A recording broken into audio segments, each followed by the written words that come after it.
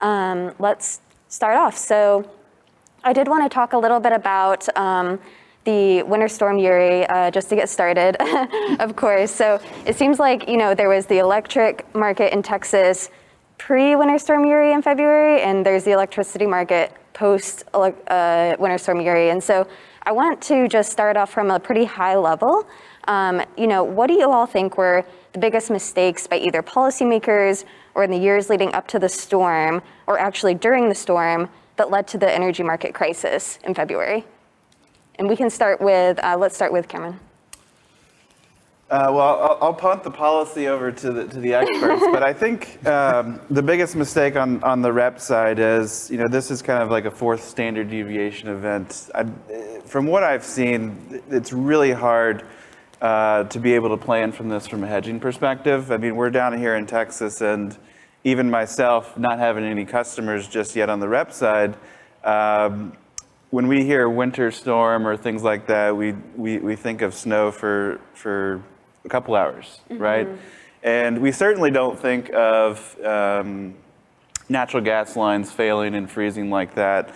I was talking to some folks who actually owned and operated some generation resources, and there was, for example, there was a natural gas, one of the feed pipes didn't have 2 feet of insulation around it, which caused it to fail. So if you think about some of the things that cause some of the failures during the freeze, a freeze just isn't top of mind, top of list for generation checklists when they're getting ready for the season.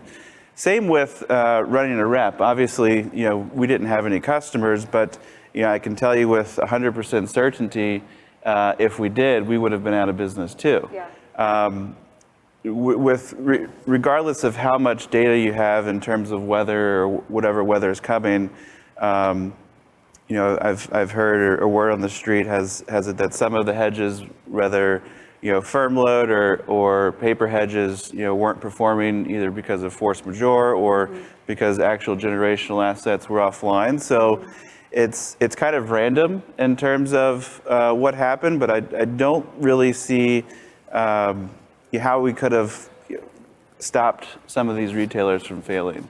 So in terms of some of the mistakes, I don't know if I would call it a mistake, but I would think I would call it something that happened that was so crazy and outlandish that it would have been very difficult to plan for.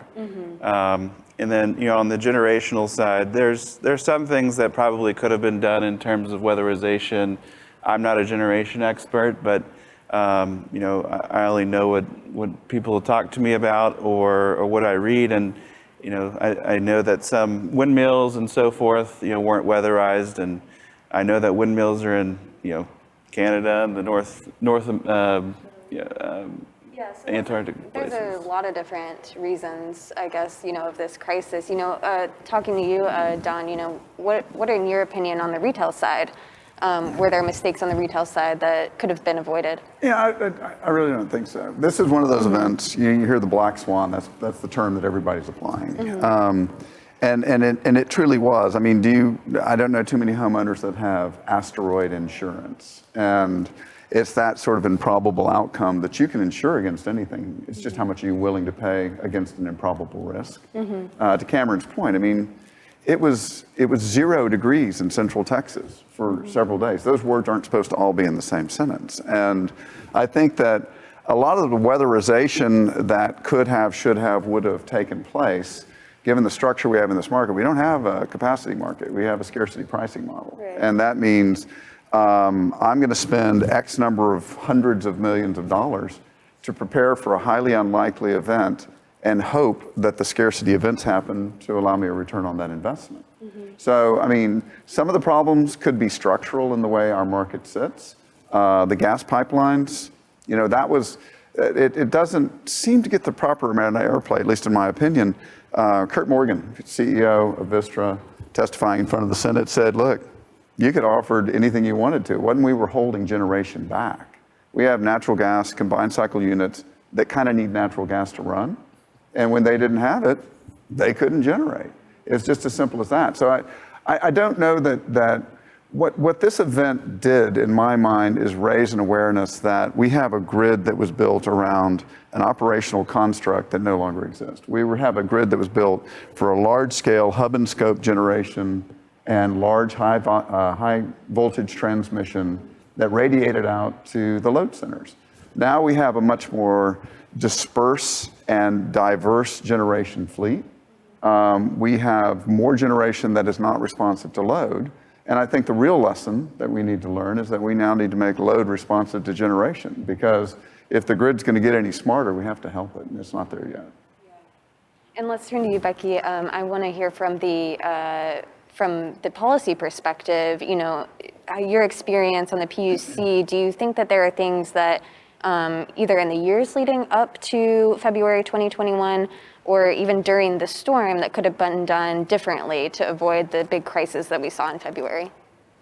Yes, well, this storm has been an opportunity to learn a lot of lessons, but I would say, let me dwindle it down to three things that perhaps we could have done differently that may not have completely avoided what we went through, but it certainly could have mitigated the burden on customers with the rolling blackouts that didn't roll, and with the retail electric provider market that really has suffered among many others. But the first thing is Cameron mentioned winterizing. So, you know, we've been complacent in winterizing, and that's because we don't have, as Don had incented, you know, we don't really have market signals or price signals that make it cost beneficial to winterize. We definitely summarize. We want our generators there July through September. So winterizing would have helped. Number two, I think another aspect of it, today we have almost 50% of our installed capacity is gas, right? And almost 30% of it is wind. If you look at what went offline during that ice storm, it was naturally predominantly gas and predominantly wind. So we need to figure out, as far as a market construct, how we can continue to incent clean, reliable, dispatchable resources and make it economical for that. You know, we've actually had a wholesale market here in ERCOT that on the one hand has been great, because out of the 7 independent system operator areas in the United States, we've enjoyed the lowest wholesale pricing, except for our peaks in the summer, which, as Don mentioned, you know, that's when generators rely on. They need that to get a return. But on the other hand, we've had these low wholesale prices because, you know, we've had and enjoyed a lot of wind energy, and we're going to see a lot more solar energy, whether it's utility scale, community solar, or rooftop solar. And that's a good thing. But, you know, our thermal assets can't compete with $0 offered into the market or -$dollars into the market. So what we've seen over the course of the last, you know, 6 and 8 years is, you know, a mothballing and decommissioning of plants. And so we need to be able to do a construct that will incent clean, reliable, dispatchable generation assets going forward.